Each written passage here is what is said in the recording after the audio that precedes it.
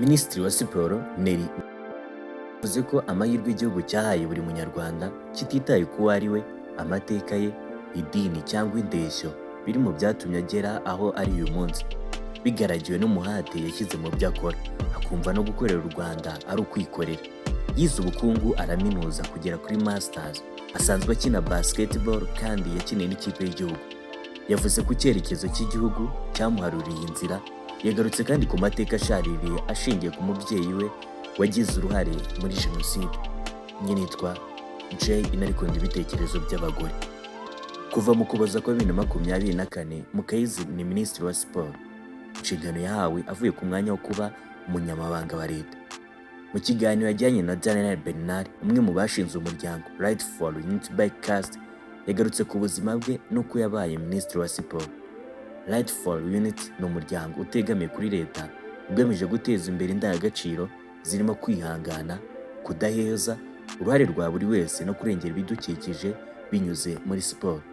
Izi ndangagaciro nizo ugendera ukora ibikorwa bibyara inyungu, ukorana n'amashuri, kaminuza n'ibigo bitandukanye muri gahunda zabo, hagakorwa ubukangurambaga bushingiye ku gushishikariza abakiri bato gukora siporo itari nk'inyungu ku buzima bwabo, ahubwo bikarenga ikagira ikindi gisobanuro binyuze muri siyansi, ikoranabuhanga n'ibindi bifitiye umuntu akamaro. Nelly Mukazayire yabajije Mukazayire uko yabaye Minisitiri wa Siporo. Yasubije ko nk'umunyamabanga rimwe na rimwe bigora kuvuga ku rugendo rwe akuyeho ubuzima igihugu cyanyuzemo.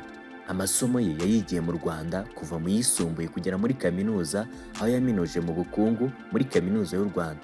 Ubu afite masters muri iyo ngeri.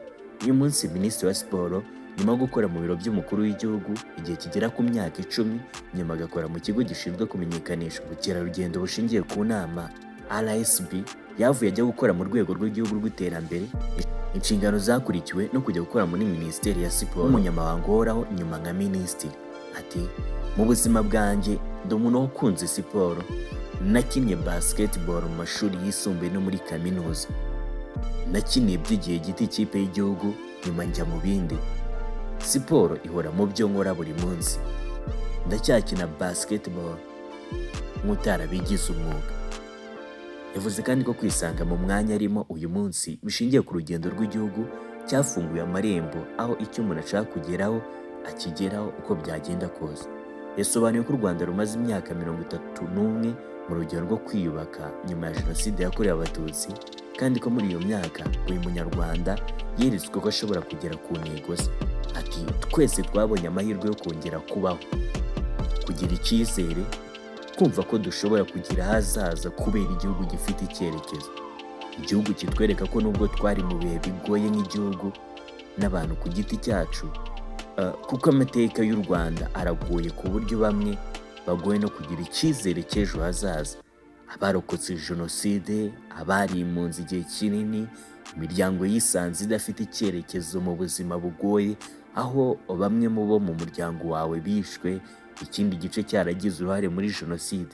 Ni ibintu bigoye igihugu cyisanzemo. Hanyuma kandi mu bijyanye n'ubukungu, politike n'ibikorwa remezo, igihugu cyarasenyutse. Yavuze ko icyo cyerekezo igihugu cyafashe cyo gusana gihereye ku busa aricyo cyamuhesheje amahirwe we n'abandi banyarwanda benshi kubaho bari uyu munsi. Ati, muri urwo rugendo umusingi wo kwereka ko dushobora kubaka ubuzima bwacu n'igihugu mbere na mbere no kwimakaza ubumwe. Urwo rugendo rw'ubumwe rusaba kubabarira, ubwiyunge, kumva ko duhujwe n'intego imwe yo kubaka. Ni intambwe y'ingenzi. Ibyo bitahari ntabwo nari kubona inzira inyerekeza aho ndi, cyo kimwe n'abandi benshi nkanjye. Ikindi cyamugejeje aho ari uyu munsi, yavuze ko ari amahirwe angana kuri bose, ku buryo yabashije kujya mu ishuri akiga no guhatanira imirimo kandi akayibona bishingiye ku bushobozi bwe. Ibyo byose yavuze ko byunganira no kwigirira icyizere, aho umuntu yibonamo ubushobozi yifitemo. Ati, ibyo byaramfashije kwicara nkavuga ndi Nelly, hari ibyo nakora kuri iyi si, hari ikintu kidasanzwe nifitemo undi muntu wese adafite. Ikindi ni uguhatana. Rimwe na rimwe tuba dufite icyo cyizere ariko ntidukoreshe imbaraga zacu zose. Ukeneye gukora cyane, kwiga, ugashyiramo imbaraga. Mukazayire yavuze ko ikindi cyamufashije mu rugendo rwe ari ikinyabupfura no guhozaho muri Mukazayire yavuze ko ikindi cyamufashije mu rugendo rwe ari ikinyabupfura no guhozaho mu byo akora byose. Yakomeje agira ati ugomba no kumva ko uri hano kugira ngo utange umusanzu wawe kandi ko uri mu bagomba kugira uruhare mu kubaka iki gihugu, ko amahirwe yose uzahabwa ari ayo gutanga umusanzu wawe. Nelly Mukazayire wavutse mu mwaka w'igihumbi kimwe magana cyenda na mirongo inani na kabiri yavuze ko rimwe na rimwe nubwo umuntu yaba yifitemo ubushobozi bungana bute n'ubushake buhambaye, hari ubwo amateka ye ashobora kumubera imbogamizi akiburira icyizere. Rimwe na rimwe hari ubwo amateka yawe ashobora kukubwira ati ntibishoboka. Ku giti cyanjye mfite amahirwe agoye ku buryo wavuga uti nabikora. Mfite bamwe bo mu muryango wanjye barokotse Genocide n'abandi bo mu muryango wanjye by'umwihariko mama wanjye wagize uruhare muri Genocide.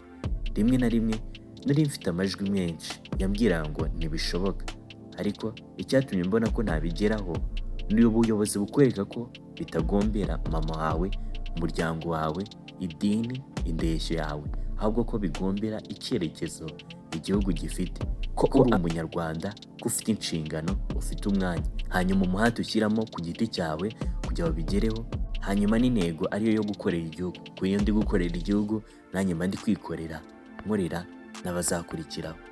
Nitwa Jay, nari kunda ibitekerezo by'abagore, mwibutsa gukora subscribe, like, share na comment. Peace out.